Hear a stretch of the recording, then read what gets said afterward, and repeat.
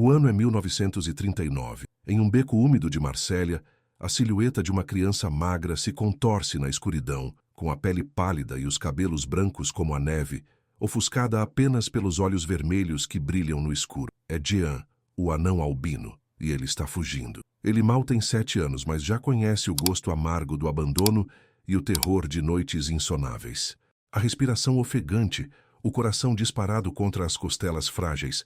Ele corre, pequeno e determinado, enquanto os gritos distantes dos cuidadores do orfanato se misturam ao som de sirenes da polícia que varrem a cidade, um prenúncio sombrio da guerra que se aproxima. Para ele, o perigo não está apenas nas ruas sombrias, mas na lembrança que o persegue, o quarto 12, um lugar onde a inocência foi roubada e sussurros ecoam, chamando seu nome em uma melodia que gela a alma. A fuga é apenas o começo.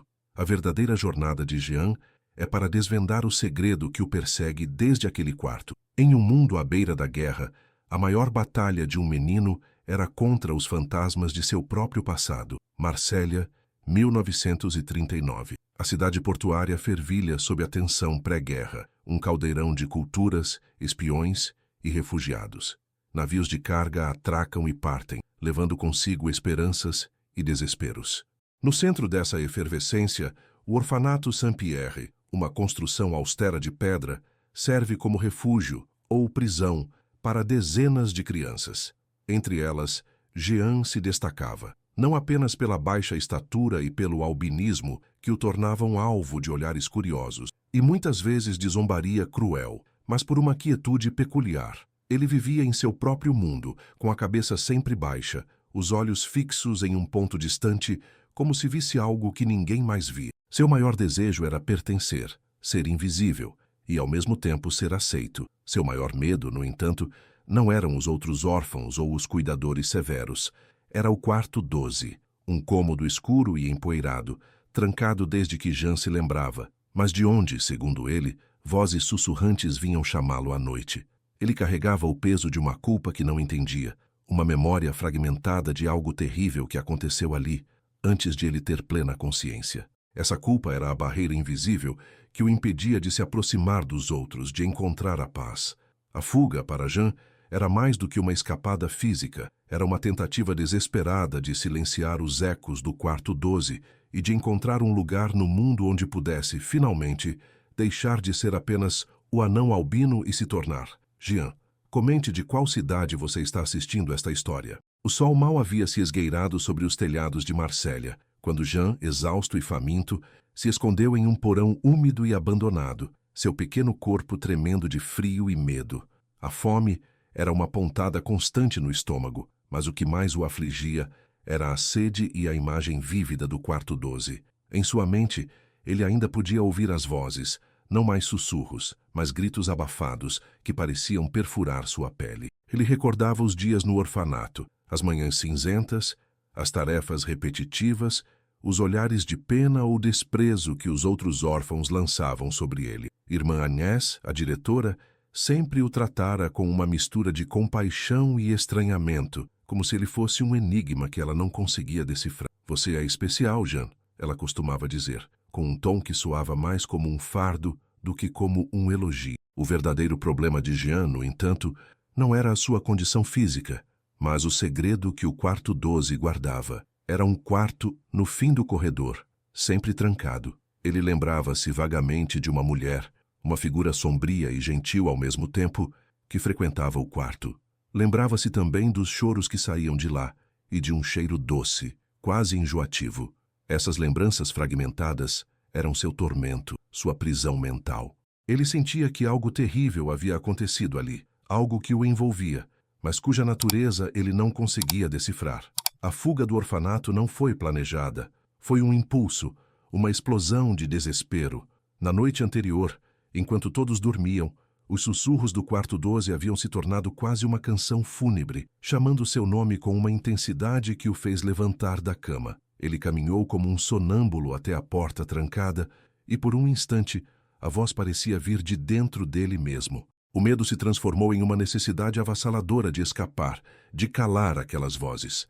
Ele havia fugido pela janela da despensa, correndo pela escuridão sem destino, apenas impulsionado pela urgência de se afastar daquele lugar de assombrações.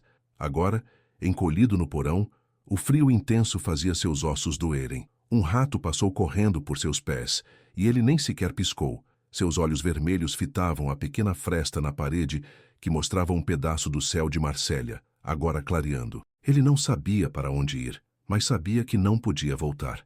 As vozes do quarto 12 o haviam expulsado, e agora, no silêncio da rua, uma nova voz, mais sutil e insistente, começou a ecoar em seu íntimo, a voz da curiosidade. Ele precisava descobrir o que o quarto 12 escondia. Para quem ser tão pequeno era uma desvantagem, o mundo era um gigante, mas Jean sentia que precisava enfrentar o gigante. Sua jornada de fuga se transformou em uma busca, um mergulho em seu próprio passado nebuloso. A aventura havia de fato começado. Os dias seguintes foram uma sucessão de provações para Jean. Marsella era uma cidade de contrastes brutais. A beleza do porto e o cheiro de sal e peixe se misturavam com a miséria dos becos e o fedor de esgoto. Para um menino albino com baixa estatura e olhos vermelhos, cada esquina era um palco para o preconceito. Crianças maiores jogavam pedras, chamando-o de fantasma ou demônio. Adultos o evitavam, alguns cuspindo no chão ao ver. Jean aprendeu a ser rápido, a se misturar nas sombras, a usar sua invisibilidade forçada como uma armadura. A fome era um inimigo constante. Ele revirava latas de lixo, roubava pães de cestas esquecidas em mercados. Uma noite, tentando pegar um pedaço de fruta de uma barraca, foi surpreendido por um vendedor furioso que o perseguiu com um bastão. Jean, em sua agilidade desesperada, conseguiu escapar, mas o medo de ser pego ou machucado se enraizou ainda mais. As ruas eram impiedosas e, a cada dia, a esperança de encontrar um refúgio diminuía. Foi em um desses dias sombrios que Jean encontrou seu primeiro aliado. Escondido sob a ponte de um viaduto, ele observava um grupo de artistas de rua. Entre eles, um homem velho e corpulento com um nariz torto e olhos bondosos parecia ser o líder. Era Monsieur Antoine, um ex-mágico de circo que agora vivia de pequenas apresentações e da caridade. Antoine notou o menino albino observando-o com uma intensidade que o intrigou. Ele não via um demônio, mas uma criança faminta e sozinha. Antoine, com sua voz rouca de cigarro e riso fácil, ofereceu a Jean um pedaço de pão e um copo de leite. O menino desconfiado hesitou, mas a gentileza genuína do velho quebrou suas barreiras. Ele não perguntou o nome de Jean, nem de onde ele vinha. Apenas o acolheu, oferecendo-lhe um espaço seguro entre os outros artistas marginalizados, que viviam sob o viaduto. Lá, Jean conheceu Madame Sylvie, uma cartomante cega com cabelos prateados, que falava em enigmas, mas sempre com um sorriso acolhedor. E o jovem acrobata, Pierre, que, apesar de mais velho, tratava Jean com respeito e curiosidade, ensinando-lhe pequenos truques de agilidade. Enquanto a vida na rua o testava fisicamente, o fardo emocional de Jean permanecia. À noite, sob o viaduto, as vozes do quarto 12 voltavam. Ele confidenciava a Madame Sylvie suas visões, os choros, o cheiro doce e a figura sombria. As memórias são como gaivotas, pequeno Jean, ela disse, com a voz misteriosa. Elas voam sobre a água, mas suas sombras ficam presas no fundo. Para libertá-las você deve mergulhar. As palavras de Sylvie não traziam clareza, mas acendiam uma fagulha de coragem no peito de Jean. Ele precisava mergulhar, precisava entender. A jornada não era mais apenas sobre sobreviver, mas sobre desvendar seu próprio passado, mesmo que isso significasse enfrentar os fantasmas que o haviam atormentado por tanto tempo. Ele sentia que Antoine e Sylvie eram mais do que aliados. Eram guias inesperados em um caminho que ele nunca imaginou trilhar. A vida sob o viaduto, com Antoine e sua trupe, oferecia a Jean um senso de pertencimento que ele nunca havia conhecido. Pela primeira vez não era apenas o anão albino, mas Jean, o menino que ajudava a recolher as moedas após as apresentações e que, ocasionalmente, mostrava uma agilidade surpreendente ao saltar entre os escombros.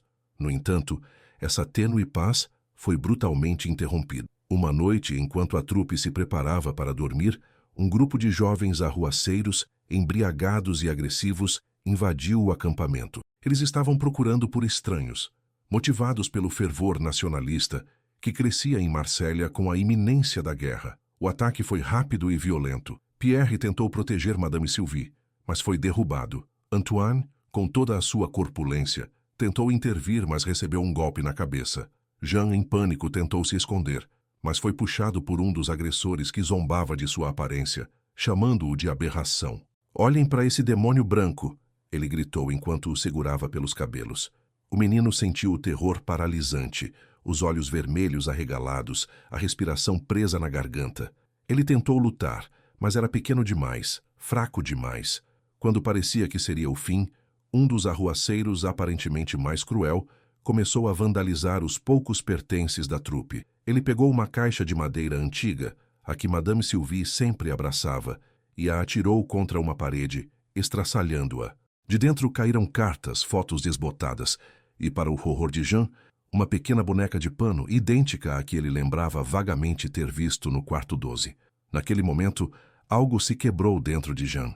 Ele viu Antoine caído, Pierre gemendo de dor e Madame Sylvie chorando silenciosamente, cega para o caos, mas sentindo-o. A visão da boneca, símbolo de suas memórias reprimidas, desencadeou uma avalanche de imagens em sua mente. O quarto 12, a mulher sombria, os choros, o cheiro doce. E então uma nova imagem, nítida e aterrorizante, uma seringa. E ele, Jean, no chão, chorando, enquanto a mulher se aproximava. A boneca, a seringa, o medo o dominou, e ele fechou os olhos, desejando desaparecer. Os agressores, satisfeitos com a destruição e o terror que haviam infligido, foram embora, deixando a trupe ferida e desolada.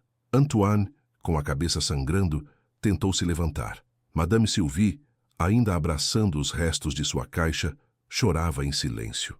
Pierre estava consciente, mas com o braço machucado. Jean, encolhido em um canto, sentia uma dor excruciante, não física, mas na alma. Ele havia perdido seu refúgio, seus novos amigos estavam feridos, e a verdade sobre o quarto 12 parecia ainda mais monstruosa do que ele imaginava.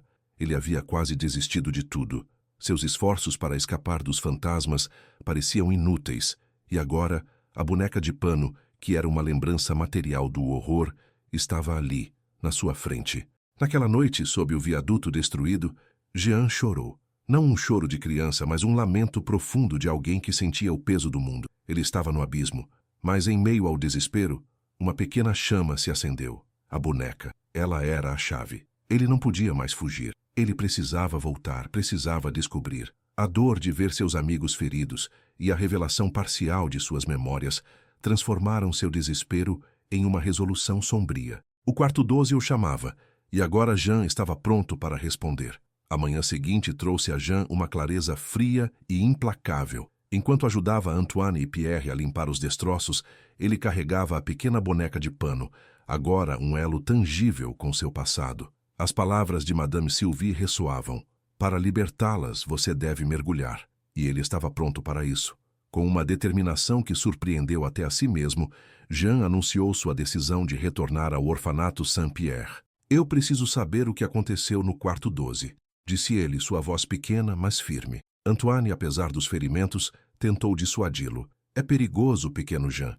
Não se meta com fantasmas antigos.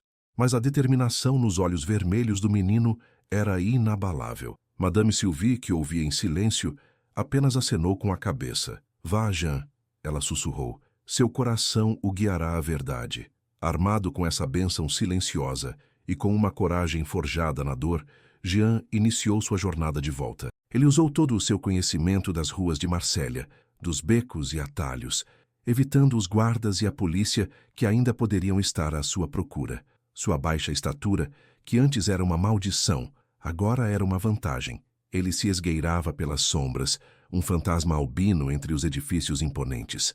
Ao chegar aos portões do orfanato, o coração de Jean batia forte. Ele encontrou uma janela de serviço destrancada, por onde conseguiu se infiltrar. O orfanato estava silencioso, as crianças dormindo.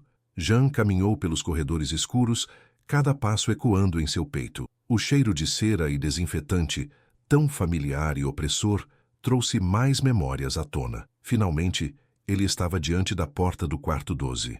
A madeira antiga, com a tinta descascando, parecia respirar. Ele empurrou a maçaneta. Estava trancada, mas Jean havia notado um detalhe em suas lembranças. Uma pequena chave que ficava pendurada no chaveiro de irmã Agnès. Ele se lembrou da última vez que a tinha visto, no escritório dela, em uma moldura de fotos. Ele rastejou até o escritório de irmã Agnès. No meio da escuridão, com a ajuda de uma fresta de luz da lua, ele encontrou um antigo chaveiro pendurado ao lado de uma foto. Nele, uma pequena chave de ferro, com uma gravura de número 12. Com a chave em mãos trêmulas, ele voltou ao quarto 12. A fechadura rangeu, e a porta se abriu com um guincho lúgubre, revelando um quarto empoeirado, quase intacto no tempo. A luz fraca da lua que entrava pela janela revelava uma cama de ferro, um pequeno armário e uma mesa. Em cima da mesa, havia um diário antigo e algumas ferramentas médicas rudimentares. E então Jean viu. Em uma prateleira, havia dezenas de frascos de vidro, alguns vazios, outros com líquidos coloridos. Havia seringas e agulhas. Ele abriu o diário, a escrita apressada e cheia de angústia. Era o diário de uma das freiras mais jovens, Irmã Marie. À medida que lia, a verdade brutal e chocante se revelou. O quarto 12 não era um quarto assombrado, mas um laboratório clandestino, onde Irmã Marie, em segredo, conduzia experimentos com crianças órfãs. Ela era obcecada por genética e pela cura de anomalias, como o albinismo. As vozes, os choros, o cheiro doce e enjoativo eram o odor de éter e o lamento das crianças submetidas aos seus tratamentos. A mulher sombria de suas memórias era a Irmã Marie. E Jean não era apenas uma testemunha. Ele era uma das cobaias. As lembranças fragmentadas voltaram com força. As injeções dolorosas, a sensação de torpor, o medo. A boneca de pano era um presente de Irmã Marie, um consolo cruel. Ele percebeu que a Irmã Agnès sabia de algo. Por isso, o isolava e o tratava com estranhamento. Era o medo de que a verdade viesse à tona. O verdadeiro horror não era sobrenatural, mas humano. O sistema, representado pelo orfanato, que deveria proteger, na verdade, o havia oprimido e ferido. Jean sentiu uma mistura de raiva, tristeza e, acima de tudo, libertação. A névoa que obscurecia sua mente se dissipou. Ele não era um menino amaldiçoado, mas uma vítima. Ele havia sobrevivido a algo terrível. Sua transformação era completa. O medo deu lugar à indignação. Ele não fugiria mais. A verdade era sua arma e ele a usaria. Com o diário de Irmã Marie nas mãos e a boneca de pano firmemente apertada, Jean sabia que não podia mais voltar para as ruas como se nada tivesse acontecido. A verdade era uma carga pesada demais para carregar sozinho. Ele deixou o quarto 12, fechando a porta com um estrondo que ecoou pelo corredor silencioso. Um som de despedida aos seus tormentos. Caminhou com passos firmes até o escritório de Irmã Agnès. A diretora estava em sua mesa, as mãos enrugadas segurando um terço, os olhos fixos na escuridão lá fora. Ela se assustou quando viu Jean, pálido e determinado, parado em sua porta. — Jean, você voltou? Ela perguntou, a voz embargada pela surpresa e talvez por um pressentimento. Jean não respondeu, apenas colocou o diário na mesa, abrindo-o na página em que Irmã Marie descrevia em detalhes seus experimentos e a lista de crianças envolvidas, incluindo Jean. Irmã Agnès pegou o diário, seus olhos percorrendo as linhas apressadas com uma lentidão dolorosa. À medida que lia, o horror tomou conta de seu rosto. Lágrimas brotaram, escorrendo por suas bochechas. Eu sabia que algo não estava certo, ela sussurrou, a voz quebrada. Mas nunca imaginei a extensão. Ela me enganou. A todos nós. A revelação foi devastadora para a Irmã Agnès. Ela era uma mulher de fé, e a ideia de tal crueldade sob seu teto, por uma de suas freiras, destruiu sua crença. Ela confessou que suspeitava de Irmã Marie, mas as pesquisas eram apresentadas como estudos inovadores para o bem das crianças. O albinismo de Jean, sua quietude, tudo se encaixava agora na narrativa de horror. O conflito, que antes era interno em Jean, agora se tornava externo e visível. Irmã Agnès, consumida pela culpa e pela vergonha, tomou uma decisão drástica. Na manhã seguinte, ela chamou a polícia. A notícia do que havia acontecido no quarto 12 se espalhou como fogo por Marsella. A Irmã Marie foi presa. O orfanato foi investigado e outras crianças que haviam sido submetidas aos experimentos foram identificadas. O escândalo abalou a igreja e a cidade, revelando a escuridão que podia se esconder sob o manto da caridade. Jean foi levado a depor, sua pequena voz contando a história de medo e dor, mas também de resiliência. Pela primeira vez, ele foi ouvido, e sua verdade foi acreditada. Ele não era mais o anão albino estranho, ele era a prova viva de uma injustiça. Sua coragem e sua capacidade de sobreviver se tornaram um farol. O orfanato foi fechado, e as crianças, algumas traumatizadas, foram realocadas. Irmã Agnès, que renunciou ao seu posto, dedicou-se a ajudar as vítimas de Irmã Marie. Jean, agora com a alma mais leve, não sentia mais as vozes do quarto 12. Os fantasmas haviam sido expulsos pela luz da verdade. Ele havia trazido a redenção para si e, indiretamente, para outras crianças.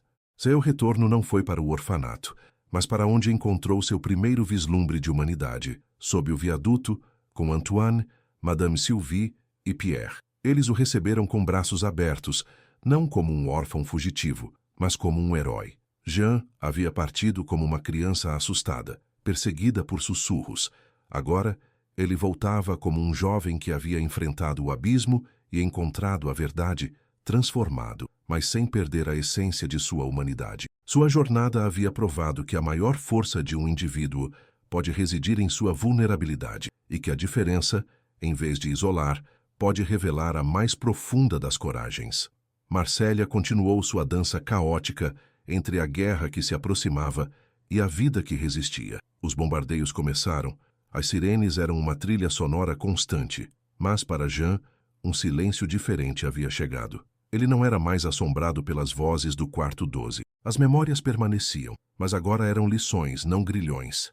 Ele continuou vivendo com Antoine e a trupe, que o acolheram como um filho. Aprendia truques de mágica com Antoine, ouvia os enigmas de Madame Sylvie e aprimorava sua agilidade com Pierre, tornando-se uma parte essencial de suas pequenas apresentações na rua. Aos poucos, os olhares de curiosidade e preconceito se tornaram olhares de reconhecimento e até de admiração, quando a história do menino albino que revelou a verdade do orfanato começou a se espalhar em sussurros pela cidade. Jean nunca esqueceu as lições do orfanato, nem a coragem que encontrou em si mesmo. Ele aprendeu que ser diferente não era uma maldição, mas uma marca de resiliência. Sua pele pálida, seus cabelos brancos e seus olhos vermelhos que antes o faziam se esconder, agora eram simplesmente Jean. A dor o havia moldado, não para endurecê-lo, mas para aprofundar sua empatia e sua compreensão da complexidade humana. Ele não buscava mais aceitação, ele a encontrava em si mesmo e naqueles que o amavam por quem ele era. Em uma época de escuridão crescente na Europa, a história de Jean era uma pequena, mas poderosa chama de esperança, lembrando a todos que a verdadeira monstruosidade reside na crueldade humana e a verdadeira humanidade na coragem de enfrentá-la. Em meio à guerra que rasgava o mundo, um menino albino em Marsella provou que a luz mais forte vem de dentro e que a diferença pode ser a mais pura forma de coragem.